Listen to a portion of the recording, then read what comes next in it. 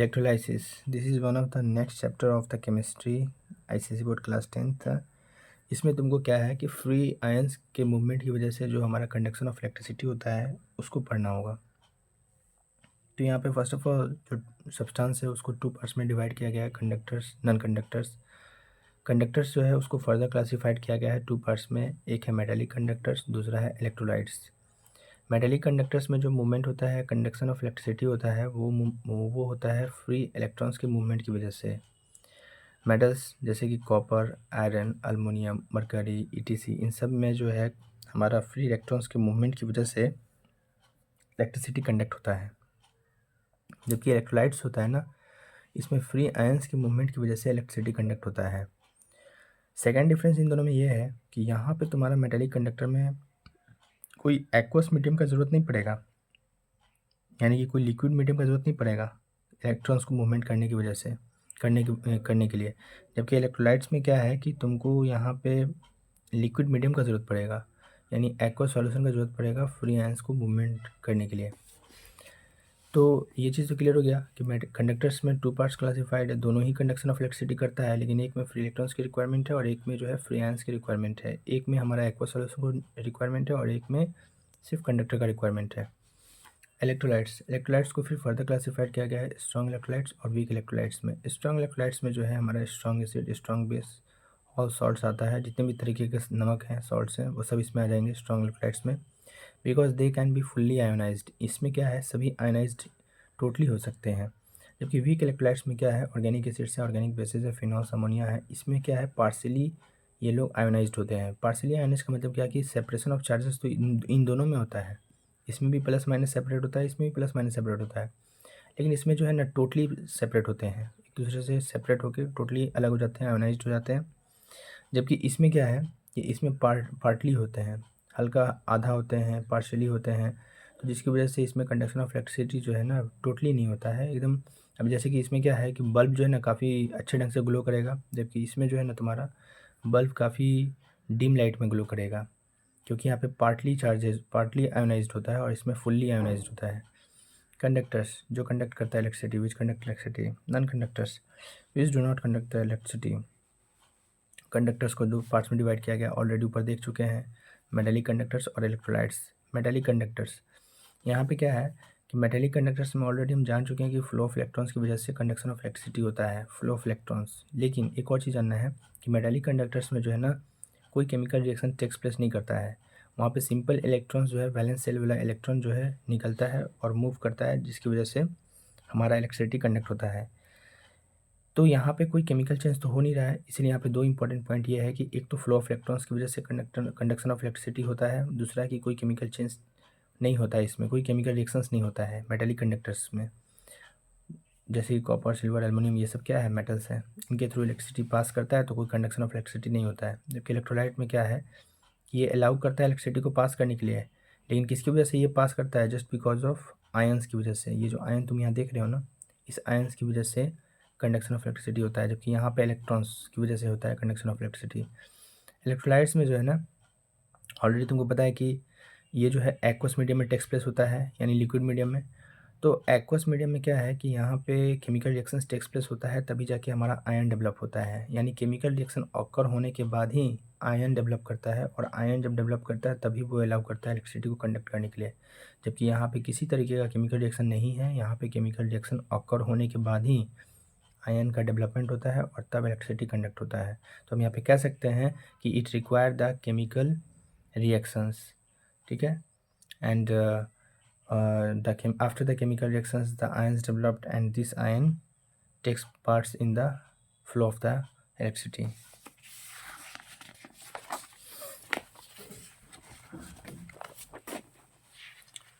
यहाँ पे ऑलरेडी लिखा गया है कि इन इलेक्ट्रोलाइट्स से chemical reactions takes place, electrolytes में जो है केमिकल रिएक्शंस टेक्स प्लेस हो रहा है। नॉन कंडक्टर्स और द इंसुलेटर्स। नॉन कंडक्टर्स में क्या है, जो कि ऑलरेडी ऊपर डिस्कस भी किए थे कि नॉन कंडक्टर और इंसुलेटर्स, हम लोग को दो चीज़ डिस्कस किए थे अभी तक, एक कंडक्टर और इलेक्ट्रोलाइट्स। लेकिन ऐसा भी तो हो सकता है कि ऐसा कंडक्टर जो इलेक्ट्रिसिटी को कंडक्ट ना करे, ऐसा ऐसा कंडक्टर जो ऐसा कंडक्टर जो इलेक्ट्रिसिटी को कंडक्ट नहीं करता है, उसको हम लोग कहते हैं non metallic conductors. For example rubber हो गया, वुड हो गया, लकड़ी हो गया, प्लास्टिक हो गया, इन सब के थ्रू जो है इलेक्ट्रिसिटी कंडक्ट नहीं होता है, इसलिए इसको कहते हैं नॉन मेटालिक कंडक्टर। और यहाँ पे जो है नॉन इलेक्ट्रोलाइट्स, यहाँ पे एक चीज़ समझने की ज़रूरत है कि जैसे कि हम तुमको ऑलरेडी बताएं कि इलेक्ट्रोलाइट क्या होता है, वो एक्वस मीडियम होता है। किसी भी कंपाउंड को जब हम लिक्विड में डाल देते हैं, जैसे कि मान लेते हैं कि NaCl है, ये NaCl, ये NaCl किस फॉर्म में है, सॉलिड फॉर्म में है। NaCl नमक जो है सॉलिड फॉर्म में है। अब जब ये NaCl सॉलिड फॉर्म को अगर हम उठा के किसी पानी में डाल देते हैं, लिक्विड में डाल देते हैं, तो ये NaCl एक्वस बन जाएगा। और जब ये NaCl एक्वस बन जाता है, तब हम इसको इस सॉल्यूशन को हम क्या कहेंगे, इलेक्ट्रोलाइट कहेंगे। ठीक है, क्योंकि अब यहाँ पे आयनाइजेशन डेवलप होगा। आफ्टर द जैसे ही हम लोग यहाँ पे चार्ज को डेवलप कराएंगे, तो यहाँ पे क्या होगा, केमिकल रिएक्शन से एक्सप्रेस करेगा, Na+Cl- में चेंजेज होगा, Na+ पे आयन डेवलप करेगा, Cl पे आयन डेवलप करेगा, और ये सब क्या होगा, फ्लो होगा और कंडक्शन ऑफ इलेक्ट्रिसिटी को अलाउ करेगा। जबकि नॉन इलेक्ट्रोलाइट में क्या है कि यहाँ पे भी सब्सटेंस होता है। जैसे कि यहाँ पे एक सब्सटेंस था, इस सब्सटेंस को पानी में मिला दिया तो एक्वस बन गया और ये इलेक्ट्रोलाइट कहलाया। यहाँ पे भी सब्सटेंस होते हैं, जैसे कि मान लेते हैं कि यूरिया है, ठीक है, यूरिया सॉलिड में होगा, ठीक है। इस सॉलिड को अगर हम लोग वापस से अगर हम पानी में रख देते हैं या एक्वस बनाने का कोशिश करते हैं, तो ऑब्वियसली एक्वस बन जाएगा। सॉलिड यूरिया को अगर हम पानी में रखेंगे तो ये एक्वस यूरिया बन जाएगा। एक्वस यूरिया बनने के बाद भी अगर हम यहाँ पे बैटरी लगाते हैं और बैटरी से हम इसको अलाउ करते हैं, तो यहाँ पे कोई डेवलपमेंट नहीं होगा प्लस और माइनस का। ऐसा नहीं है कि डेवलपमेंट नहीं होगा, होगा। जैसे कि यहाँ पे प्लस होगा, यहाँ पे माइनस होगा, लेकिन यहाँ पे जैसे एकदम टोटली तुमको प्लस माइनस में सेपरेशन ऑफ चार्जेस दिख रहा था, यहाँ पे जो है ना पार्शली दिखेगा, यानी डेल्टा प्लस दिखेगा यहाँ पे, डेल्टा प्लस और डेल्टा माइनस। डेल्टा प्लस और डेल्टा माइनस दिखने की वजह से होता क्या है कि यहाँ पे बल्ब जो है ना काफ़ी हल्का एकदम डीम लाइट में ग्लो करेगा, वो भी बहुत देर के बाद।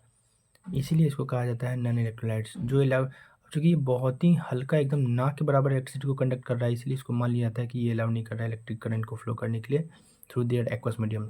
अब यहाँ पे चाहे यूरिया तुम रखो, यूरिया का सॉल्यूशन रखो, या फिर बेंजीन का सॉल्यूशन रखो, या फिर चीनी और पानी को नमक घोल दो तुम, तो इन सब से जो है इलेक्ट्रिसिटी हमारा ना के बराबर कंडक्ट होता है। That's why they are called as the, they do not allow to flow the electric current through it. Electrolytes जो है, चूँकि अब यहाँ पे सेपरेशन ऑफ चार्जेस फुल्ली होता है, इसीलिए इसको कहते हैं आयनिक कंपाउंड। और फुल्ली होने के बाद जो है, तुमको पता है कि आयनिक कंपाउंड में क्या होता है कि ट्रांसफ़र ऑफ इलेक्ट्रॉन्स होते हैं, यानी ट्रांसफ़र ऑफ चार्जेस होते हैं। तो यहाँ पे ये दोनों जो है सेपरेट हो सकता है।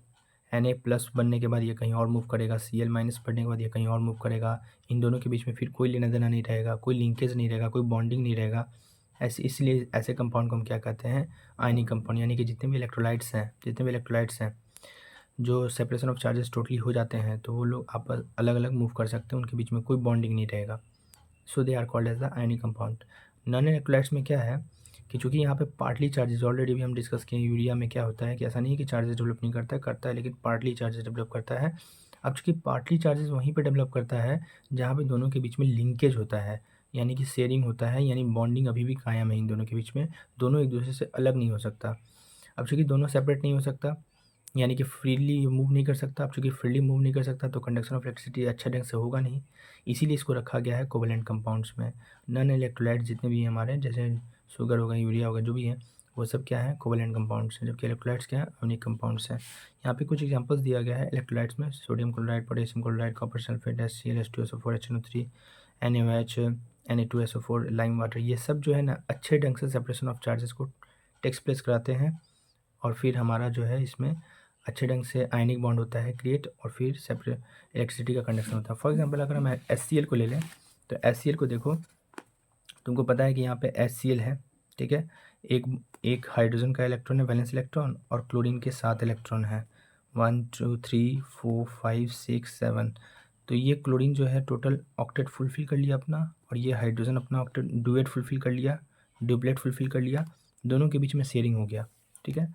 अब यहाँ पे जो है सेपरेशन ऑफ चार्जेस होगा, तो सेपरेशन ऑफ चार्जेस होगा, तो यहाँ पे सब फर्स्ट ऑफ ऑल ये जो इलेक्ट्रॉन है, ये जो हाइड्रोजन का जो इलेक्ट्रॉन है, इस इलेक्ट्रॉन को क्लोरीन अपनी तरफ खींचेगा, जिसकी वजह से यहाँ पे माइनस डेल्टा चार्ज और यहाँ पे प्लस डेल्टा चार्ज डेवलप होगा, ठीक है।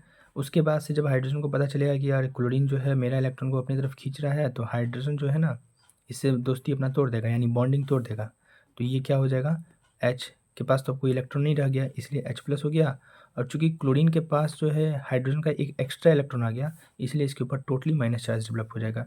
यानी कि हम यहाँ पे देख सकते हैं कि अब हाइड्रोजन अपने रास्ते चला गया और क्लोरीन अब अपने रास्ते चला गया। हाइड्रोजन एक इलेक्ट्रॉन अपना लॉस्ट करके चला गया अपने रास्ते, और क्लोरीन जो है हाइड्रोजन का एक इलेक्ट्रॉन गेन करने के बाद, यानी कि चुराने के बाद हाइड्रोजन का एक इलेक्ट्रॉन क्लोरीन अपने पास रख लिया, और फिर ये अपने रास्ते चला गया, और हाइड्रोजन अपने रास्ते अपना एक इलेक्ट्रॉन को लॉस्ट करने के बाद चला गया। तो यहाँ पे जो दोनों आयन डेवलप कर रहा है, एक कैटायन और एक एनायन जो डेवलप कर रहा है, ये जो है अब फ्रीली मूव कर सकते हैं। इसीलिए ये क्या है, कैसे इलेक्ट्रोलाइट्स हैं, ये हैं स्ट्रॉन्ग इलेक्ट्रोलाइट्स, यानी कि यहाँ पे इलेक्ट्रोलाइट्स में रखा गया है। ये these are the electrolytes. Non electrolytes में जितने भी हमारे जनरली यहाँ पे जो हाइड्रोकार्बन होते हैं, जहाँ पे हाइड्रोजन होते हैं, कार्बन होते हैं, उनका यहाँ पे मैक्सिमम इम्पोर्टेंट रोल होता है। जैसे कि तुमको पता है पेट्रोल भी एक हाइड्रोकार्बन है, और जितने भी हमारे बेंजीन्स हो गए या फिर जहाँ पे कार्बन और हाइड्रोजन दोनों का इंपॉर्टेंट रोल है, वो सब जो ग्लूकोज हो गया, शुगर हो गया, वहाँ पे ये सब जो है, चूँकि कार्बन और हाइड्रोजन का लिंकेज इतना आसानी से नहीं टूटता है, इसलिए ये नॉन इलेक्ट्रोलाइट्स में जनरली आता है, और ये पार्टली डेवलपमेंट कराते हैं आयंस का, और पार्टली डेवलपमेंट आयंस का कराते हैं। इसलिए जो हमारा कंडक्शन ऑफ इलेक्ट्रिसिटी होता है वो बहुत ही डीम लाइट में ग्लो करता है। बल्ब इतना अच्छा ग्लो नहीं करता है, हल्का फुल्का डीम लाइट में ग्लो करता है।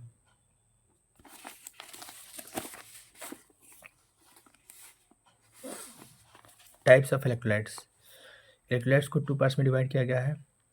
इलेक्ट्रोलाइट्स तो ऑलरेडी हम लोग डिस्कस कर चुके हैं कि क्या होता है इलेक्ट्रोलाइट्स। कोई भी कंपाउंड को, कोई भी केमिकल कंपाउंड्स को जब हम लोग पानी में डालते हैं या कोई भी एक्वस बनाते हैं, लिक्विड बनाते हैं, तो वो इलेक्ट्रोलाइट्स कहलाता है। ठीक है, अब इलेक्ट्रोलाइट्स को फर्दर 2 पार्ट्स में डिवाइड किया गया है, स्ट्रॉन्ग इलेक्ट्रोलाइट्स और वीक इलेक्ट्रोलाइट्स। जो कि डिसोसिएट कम्प्लीटली हो जाए किस चीज़ में, आयंस में, वैसा कंपाउंड या वैसा इलेक्ट्रोलाइट्स जो कि आराम से डिसोसिएट हो जाए आयंस में, उसको कहेंगे स्ट्रॉन्ग इलेक्ट्रोलाइट्स। और जो अलाउ करे large amount of electricity to pass through them, जो इलेक्ट्रिसिटी को अच्छा ज़्यादा अमाउंट में फ्लो करने के लिए अलाउ करे। ऑब्वियसली अगर आयन कम्प्लीटली बन रहा है, कम्प्लीटली आयन बन रहा है, यहाँ पे कम्प्लीटली आयन बन रहा है, इसका मतलब ये हो गया कि H प्लस और Cl माइनस, या H2 plus 2 minus SO4 minus 2, यानी -2 और +2, यहाँ पे ये दोनों जो है ना आयन सेपरेट हो सकते हैं। अब चूँकि बढ़िया से टोटली सेपरेट हो सकते हैं, इसीलिए ये लोग क्या है, अच्छे ढंग से लार्ज अमाउंट ऑफ इलेक्ट्रिसिटी को फ्लो करा सकते हैं, और इसलिए इसको कहा जाता है स्ट्रॉन्ग इलेक्ट्रोलाइट्स। तो वही एग्जांपल यहाँ पे लिखा गया है कि NaCl प्लस H2 है। जैसे कि NaCl सॉलिड को अगर हम पानी में मिला दिए हैं, तो अब ये क्या बन गया है, NaCl एक्वस बन गया है। ठीक है, ये NaCl एक्वस जैसे ही बना, तो इसको हम लोग बैटरी से कनेक्ट किया, और बैटरी से कनेक्ट करने के बाद Na प्लस और Cl माइनस में चेंज हो गया, और दोनों सेपरेट हो गया, और ये फ्री आयंस को मूवमेंट करा, फ्री आयंस हो गए ये दोनों फ्री आयंस हो गए। अब यहाँ पे कंडक्शन ऑफ इलेक्ट्रिसिटी को ये अलाउ कर सकते हैं। वैसे ही HCl का भी नीचे लिखा गया है। ये जो कंडक्शन ऑफ इलेक्ट्रिसिटी होता है, ये just because of free mobile ions की वजह से होता है।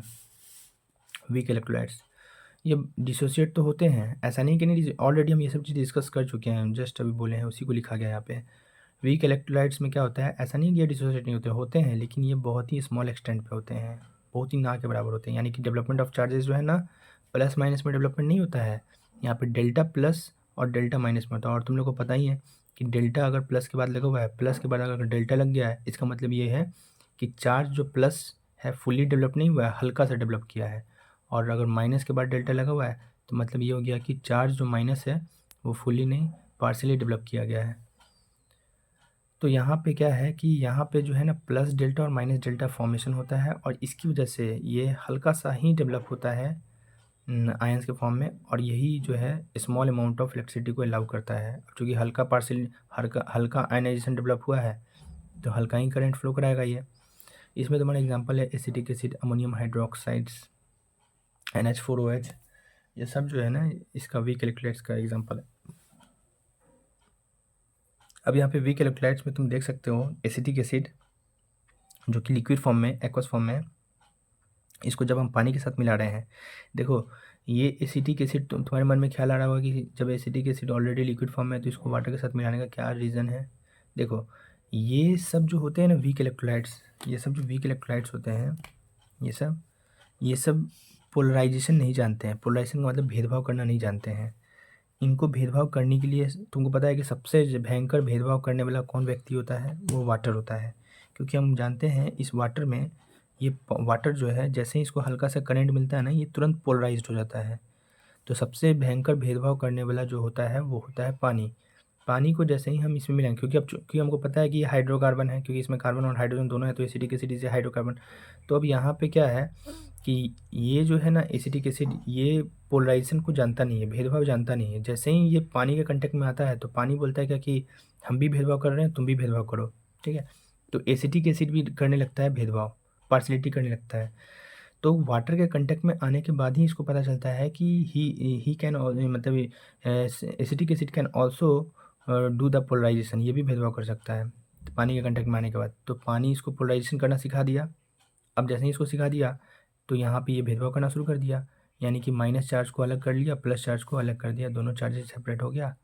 लेकिन प्रॉब्लम क्या है कि यहाँ पे ये टोटली सेपरेट नहीं कर पाता है। भेदभाव करना तो सीखा ये, लेकिन अच्छे ढंग से नहीं सीख पाया। इसलिए ये जो है ना पार्शियली माइनस और पार्शियली प्लस चार्ज डेवलप होता है। अब चूंकि पार्शियली डेवलप कर रहा है, इसलिए कंडक्शन ऑफ इलेक्ट्रिसिटी भी क्या होता है, पार्शियली होता है। देखो यहाँ पे लिखा भी गया है, weak electrolytes contains the partly ions. Partly ions का मतलब डेल्टा के फॉर्म में कर रहा है। यहाँ पे ये सब चीज़ लिखा गया है कि जितने भी स्ट्रॉन्ग एसिड्स है, स्ट्रॉन्ग बेसिस है, सॉल्ट्स है, सब क्या है, स्ट्रॉन्ग इलेक्ट्रोलाइट्स है। जितने वीक एसिड्स हैं, वीक बेसिस हैं, वीक सॉल्ट्स हैं, ये सब क्या है, वीक इलेक्ट्रोलाइट्स हैं।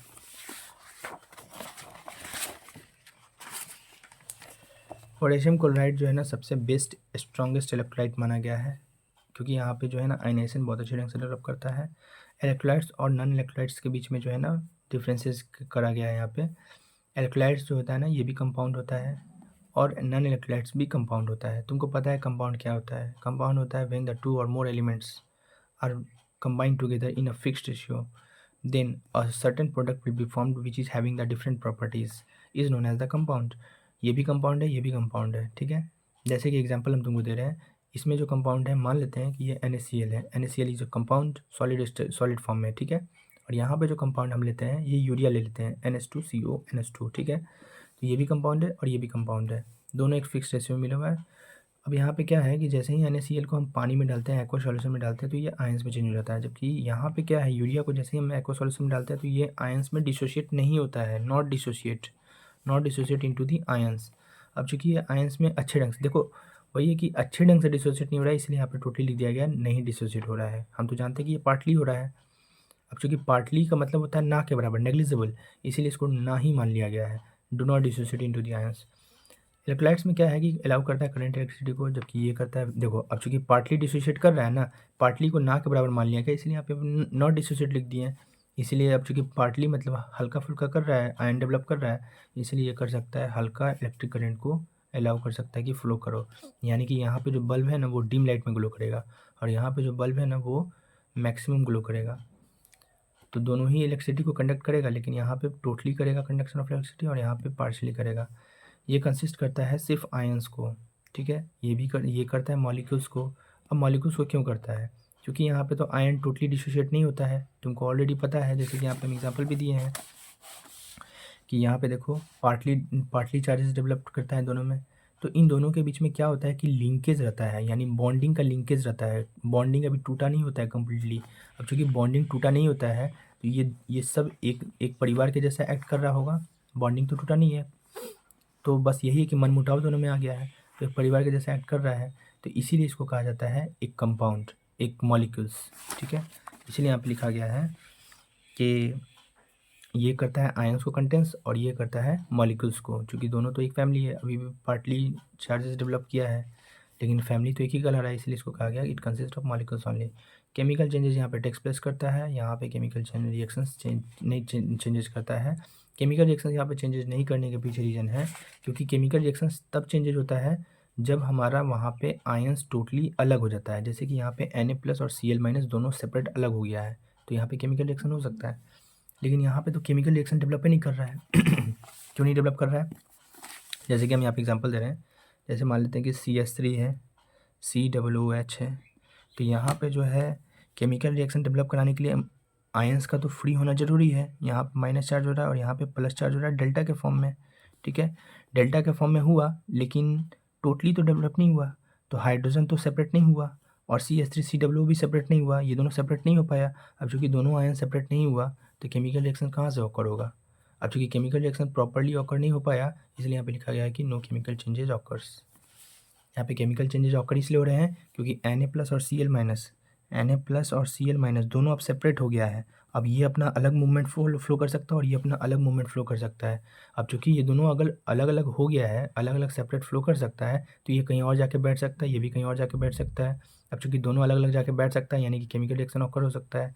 अब चूँकि ये दोनों सेपरेट नहीं हुआ है, खाली इन दोनों के बीच में मनमुटाव हुआ है, तो सेपरेट नहीं हुआ, तो ये कहीं अलग नहीं जा सकता, ये भी कहीं अलग नहीं जा सकता। अब चूँकि कहीं अलग नहीं जाएगा तो केमिकल रिएक्शन कहाँ से टेक प्लेस करेगा, इसलिए नो केमिकल चेंजेस और यहाँ पे केमिकल चेंजेस।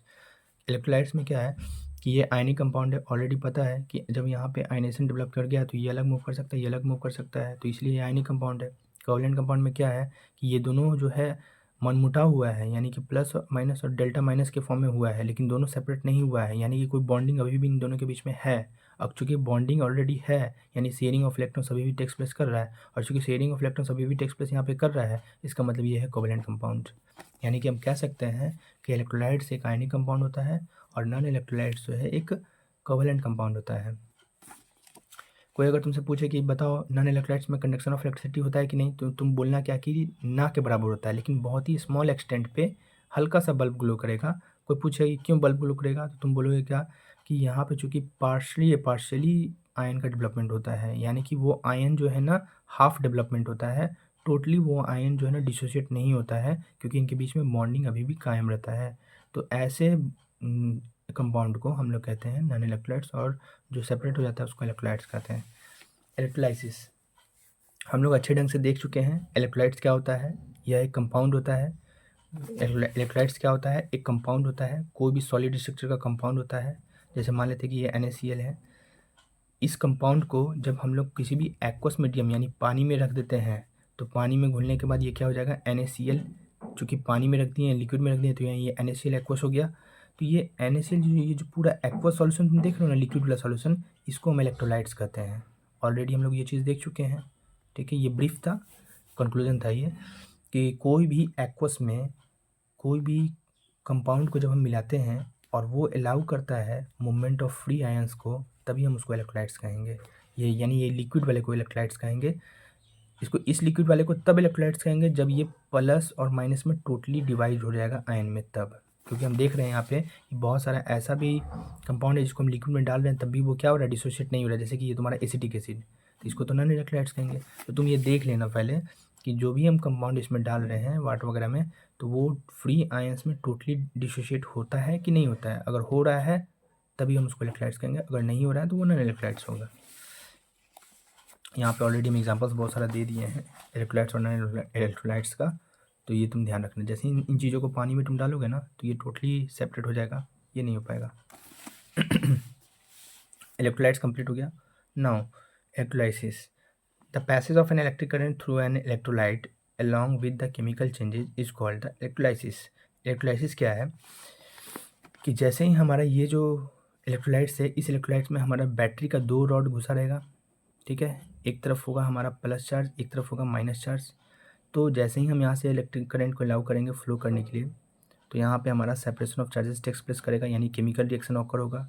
और केमिकल रिएक्शन ऑकर होने के बाद यहाँ पे जब सेपरेशन ऑफ चार्जेस हो रहा है, प्लस और माइनस आयंस मूव कर रहा है, तो ये होल फिनोमेना तुम देख रहे हो ना, जिसमें तुम्हारा एक लिक्विड मीडियम, ये लिक्विड मीडियम को क्या कर रहे हैं, इलेक्ट्रोलाइट्स कर रहे हैं।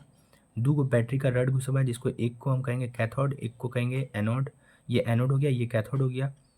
और यहाँ पे कैटायंस और एनायंस का मूवमेंट हो रहा है। ये होल सेटअप को, दिस होल सेटअप जहाँ पे इलेक्ट्रोलाइट्स भी है, कैथोड भी है, एनोड भी है, कैटायंस भी है, एनायंस भी है, ये होल सेटअप को हम क्या कहते हैं, इलेक्ट्रोलाइसिस करते हैं, जहाँ पे पैसेज ऑफ इलेक्ट्रिक करंट होता है। तो वही लिखा गया है, the passage of an electric current through an electrolyte, इस इलेक्ट्रोलाइट के through along with a chemical change is called the electrolysis.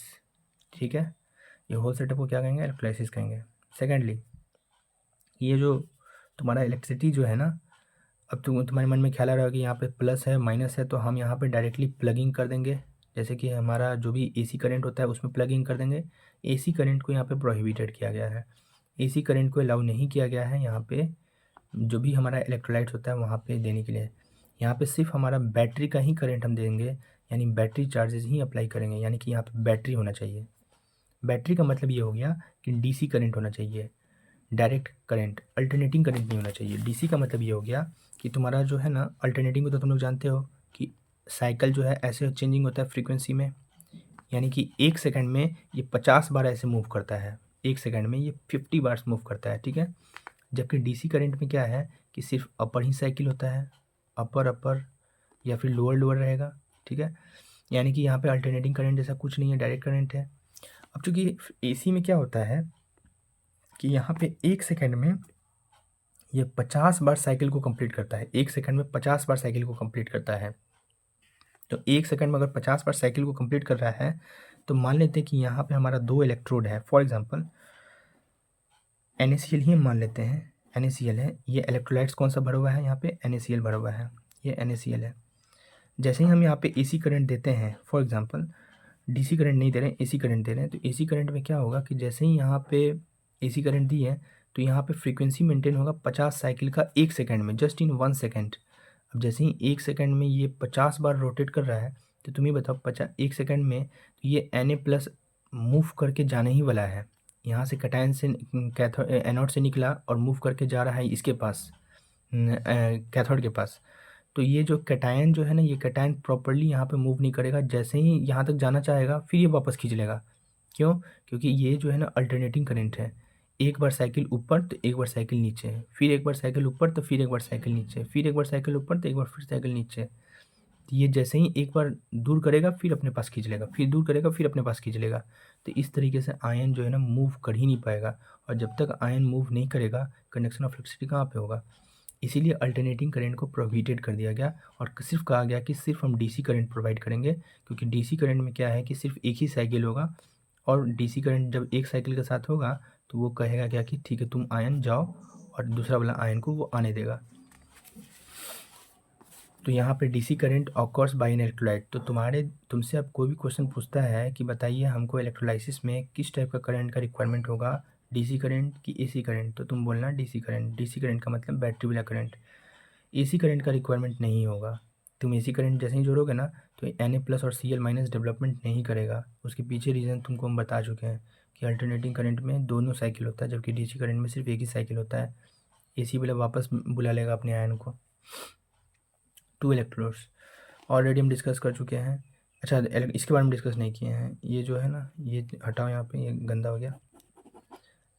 Electrodes जो होते हैं ना वो 2 तरीके के होते हैं। इलेक्ट्रोड्स का मतलब होता है ये जो रॉड होते हैं ना, रॉड जिसको हम लोग डीप करते हैं इलेक्ट्रोलाइट में, इस रॉड को हम लोग 2 पार्ट्स में डिवाइड किए गए हैं। एक कैथोड हो गया, एक एनोड हो गया। यहाँ पे कैथोड का मतलब होता है कैथोड, कैथोड का मतलब निगेटिव, निगेटिव टर्मिनल का। एनोड का मतलब होता है पॉजिटिव टर्मिनल का, यानी कि बैटरी का वो सिरा यानी कि रॉड का वो सिरा जिसको हम बैटरी के प्लस पॉइंट से कनेक्ट करेंगे, और रॉड का वो सिरा जिसको हम बैटरी के निगेटिव टर्मिनल से कनेक्ट करेंगे उसको हम क्या कहेंगे, कैथोड। और जिसको हम पॉजिटिव टर्मिनल से बैटरी से कनेक्ट करेंगे उसको कहेंगे एनोड। तो यहाँ पे कैथोड में जो है क्या होगा, कैथोड में जो है metal is liberated at the negative terminal, negative electrodes. Metal जो है नेगेटिव कैथोड, ये जो कैथोड है अपना, यहाँ पे इसको हम फेयर करते हैं।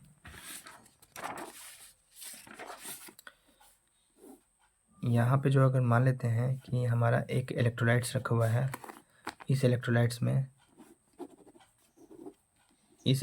में हमारा 2 रॉड्स डिप है, एक ये रॉड है एक ये रॉड है, ये दोनों इलेक्ट्रोड्स हो गया।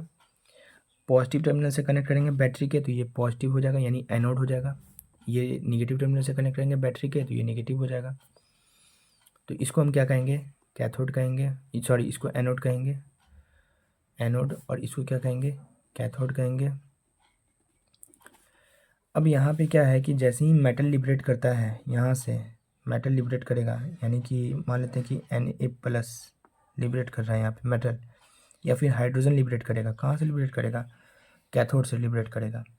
और ये लिबरेट करने के बाद यहाँ से ये लिबरेट करेगा मेटल, जबकि यहाँ से क्या है कि यहाँ पे नॉन मेटल्स, जितने भी नॉन मेटल्स होंगे ना वो कहाँ लिबरेट करेंगे, positive electrodes, anode. Non metals का मतलब मान लेते हैं कि जैसे कि O-2, ठीक है।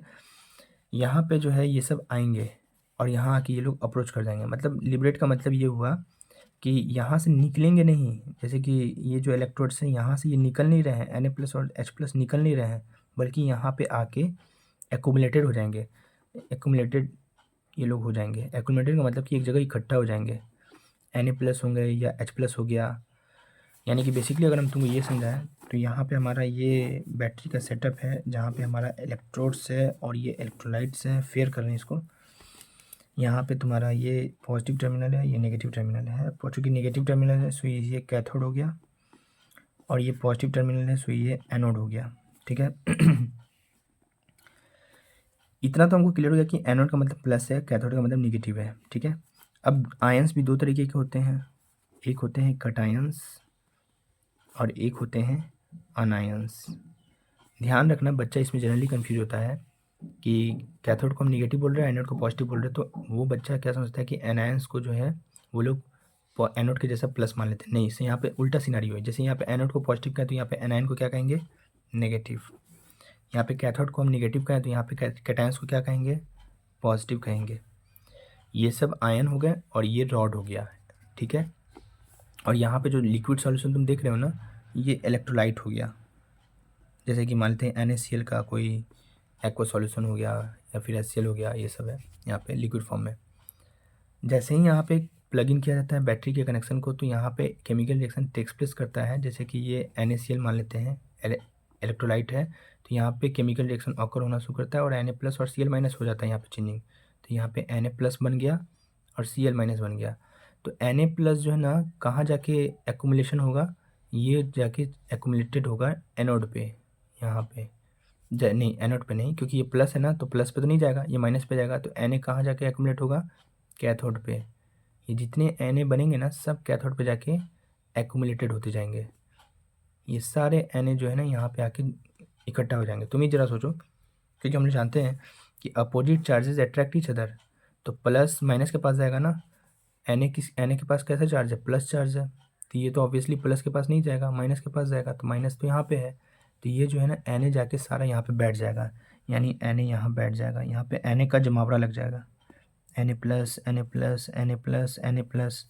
जबकि Cl- है, Cl के ऊपर माइनस चार्ज है, तो ये ऑब्वियसली कैथोड के पास तो नहीं जाएगा, क्योंकि same charges repel each other, opposite charges attract each other. तो Cl- कहाँ चला जाएगा, एनोड के पास चला जाएगा, यहाँ जाके ये एक्यूमुलेटेड हो जाएगा, यानी कि Cl-, अब चूंकि एक चीज़ हम देख रहे हैं कि Na+ यहाँ पे जाके एक्यूमुलेटेड हो रहा है, जमा हो रहा है, और Cl- यहाँ पे जाके एक्यूमुलेटेड हो रहा है।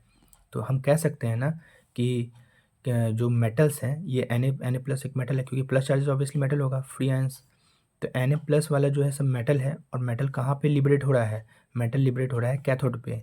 और चूंकि Cl- वाला ये सब नॉन मेटल है, तो नॉन मेटल कहाँ लिबरेट हो रहा है, एनोड पे। तो क्या हम ऐसा कर सकते हैं कि ऑल द मेटल्स ये कहाँ पे लिबरेट होता है, लिबरेट का मतलब निकलता है, कहाँ पे निकलता है, तो हम कह सकते हैं कैथोड पे निकलता है। ठीक है। जबकि NaCl से जो भी नॉन मेटल्स हमारे हो गए हैं, जो भी नॉन मेटल्स हैं, वो कहाँ पे लिबरेट हो रहे हैं, वो लिबरेट हो रहे हैं एट द एनोड। ठीक है।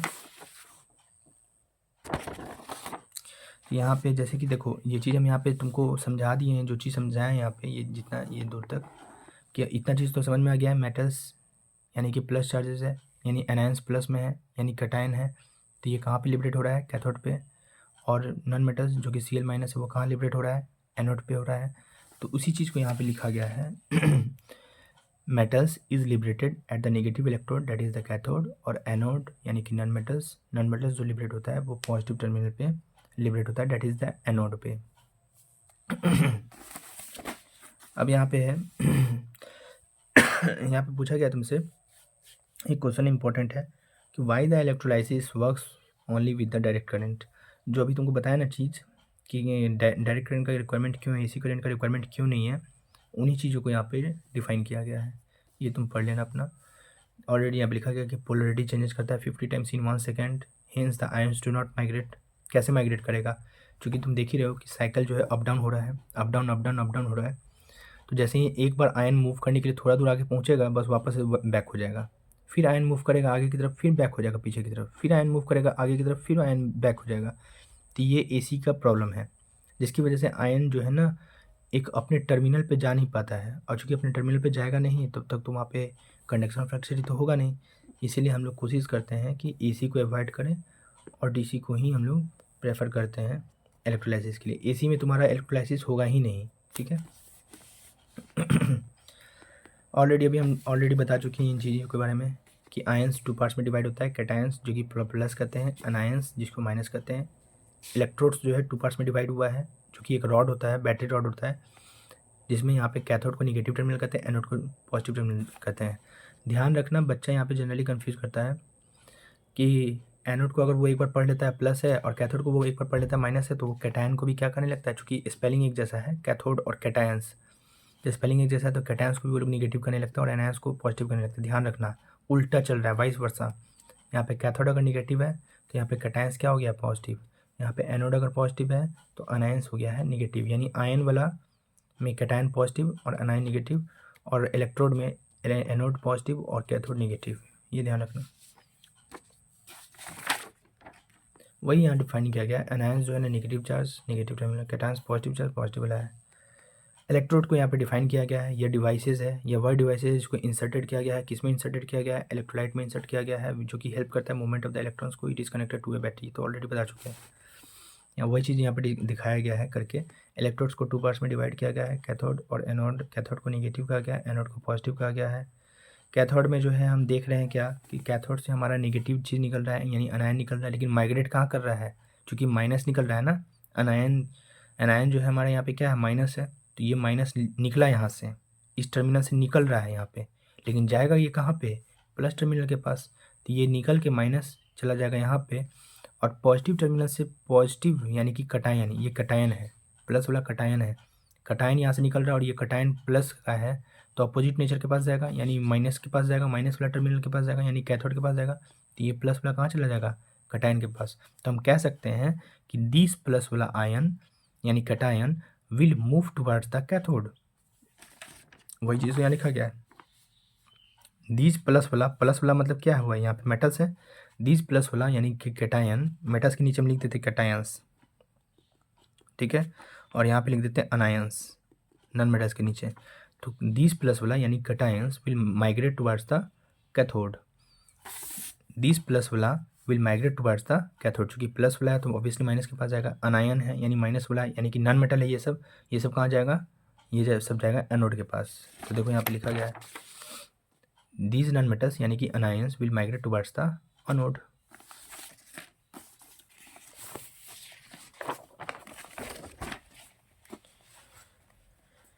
कैथोड, कैथोड को भी बताया गया है, एनोड को भी बताया गया है, डिफाइन किया गया है यहाँ पे। It is the negative electrode through which the electrons इंटर्स the electrolyte. Cathode चूँकि माइनस टर्मिनल के साथ जुड़ा रहता है, तुम देख रहे हो यहाँ पे ये कैथोड है, चूँकि ये माइनस टर्मिनल के साथ जुड़ा रहता है तो ऑब्वियसली इलेक्ट्रॉन यहाँ से क्या होगा, निकलेगा, लेकिन इलेक्ट्रॉन यहाँ से निकलेगा लेकिन जाएगा कहाँ, प्लस टर्मिनल के पास। तो वही लिखा गया यहाँ पे कि it is a negative electrode, या नेगेटिव इलेक्ट्रोड है, कैथोड के बारे में डिफाइन किया गया। ये नेगेटिव इलेक्ट्रोड्स है जहाँ से इलेक्ट्रॉन जो है ना हमारा इंटर करता है कौन सी में, इलेक्ट्रोलाइट में, इस इलेक्ट्रोलाइट में इंटर कर रहा है। निगेटिव टर्मिनल से कौन निकलता है, इलेक्ट्रॉन निकलता है। दिस माइनस इलेक्ट्रॉन कहाँ मूव कर रहा है, नीचे की तरफ मूव कर रहा है इलेक्ट्रॉन, मूव करके निकलेगा कहाँ, इस इलेक्ट्रोड से नीचे निकलेगा, और कहाँ इंट्रोड्यूस होगा, इलेक्ट्रोलाइट में इंट्रोड्यूस होगा, यानी जो यहाँ लिक्विड सॉल्यूशन है इसमें एंट्री करेगा कौन, इलेक्ट्रॉन। और कैटायन से यानी कि जो पॉजिटिव टर्मिनल होता है एनोड, उससे कौन निकल रहा है, टर्मिनल से प्लस निकल रहा है, और कहाँ इंट्रोड्यूस हो रहा है, वो इलेक्ट्रोलाइट में हो रहा है। तो ये चीज़ हमको समझ में आ गया कि निगेटिव टर्मिनल वाला यानी कैथोड से माइनस चार्ज निकलता है, और पॉजिटिव टर्मिनल वाला एनोड से कटायन चार्ज निकलता है। निकलने के बाद ये लोग आपस एक्सचेंज कर लेते हैं, यानी कि प्लस वाला चला जाएगा माइनस वाले इलेक्ट्रोड के पास, और निगेटिव वाला चला जाएगा प्लस वाले इलेक्ट्रोड के साथ। ये पूरा सेटअप है। इलेक्ट्रोलाइटिक सेल है जिसको वोल्टामीटर भी कहते हैं। नाउ इलेक्ट्रोलाइटिक सेल में जो है इसको वोल्टामीटर भी कहते हैं। चूँकि यहाँ पे वोल्टामीटर इसलिए कहते हैं क्योंकि यहाँ पे जो है ना हमारा पोटेंशियल का डिफरेंसेस होता है, और पोटेंशियल को डिनोट करते हैं वोल्ट से, ठीक है, इसीलिए इसको कहते हैं वोल्टामीटर। अब यहाँ पे चूँकि चार्जेस का देख रहे हैं कि आदान प्रदान कैसे हो रहा है, तो ये एक तरीके का मीटर के जैसा वर्क करता है, that's why it is also known as the voltameter. Electrolytic cell यहाँ पे पूरा सेटअप है, सब चीज़ हम बता चुके हैं यहाँ पे। कैटायन क्या होता है, एनायन क्या होता है, कैथोड क्या होता है, एनोड क्या होता है, इलेक्ट्रोलाइट क्या होता है, तुम इन सभी टर्म्स के बारे में ऑलरेडी जान चुके हो। इलेक्ट्रोलाइट को ऑलरेडी डिफाइन कर चुके हैं पहले भी बहुत बार, यहाँ पे डिफिनीशन लिखा गया है। यह एक कंपाउंड है। क्या होता है ये? कंपाउंड है। इट इज़ अ कंपाउंड, ध्यान रखना है, कंपाउंड लिखना जरूरी है। इट इज़ अ कंपाउंड जिसको जब हम लोग डिज़ोल्व करते हैं, ठीक है, किसी भी एक्वा सॉल्यूशन में, इन एन एक्वा सॉल्यूशन, तो ये डिसोसिएट करता है कौन चीज़ में? आयंस में डिसोसिएट करता है।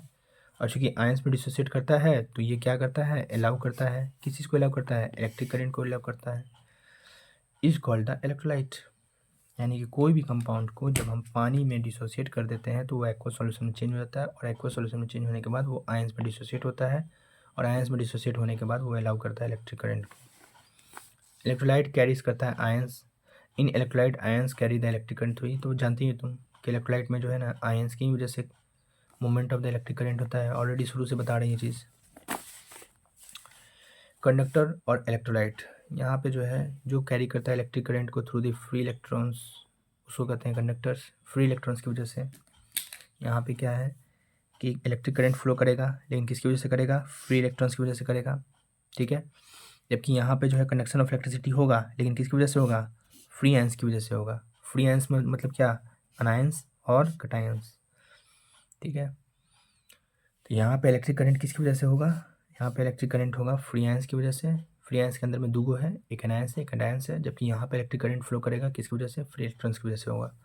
मेटल्स में क्या है, ये एग्जांपल लिखा गया है। सोडियम है, एल्युमिनियम है, कॉपर है, जितने भी मरकरी है, जितने भी हमारे मेटल्स हैं वो सब क्या है? कंडक्टर है। इलेक्ट्रोलाइट में क्या है कि कंपाउंड होता है। कंपाउंड को हम लोग जब डालते हैं किसी भी एक्वस मीडियम में तो वो हमारा पोलराइज्ड होता है। जब बैटरी कनेक्शन देंगे तो वहाँ पे पोलराइज होने के बाद ही कैटायन और एनायन बनेगा, और तब हमारा फ्री मूवमेंट ऑफ आयंस होगा, और जब फ्री मूवमेंट ऑफ आयंस होगा तब जाके हमारा इलेक्ट्रिसिटी कंडक्ट होगा। तो this is all about the conductor, electrolytes, cathode, anode, cations, anions, various examples. अब तक हम लोग यहाँ तक ये चीज़ समझे। इसके बाद है तुम्हारा इलेक्ट्रोकेमिकल सीरीज़।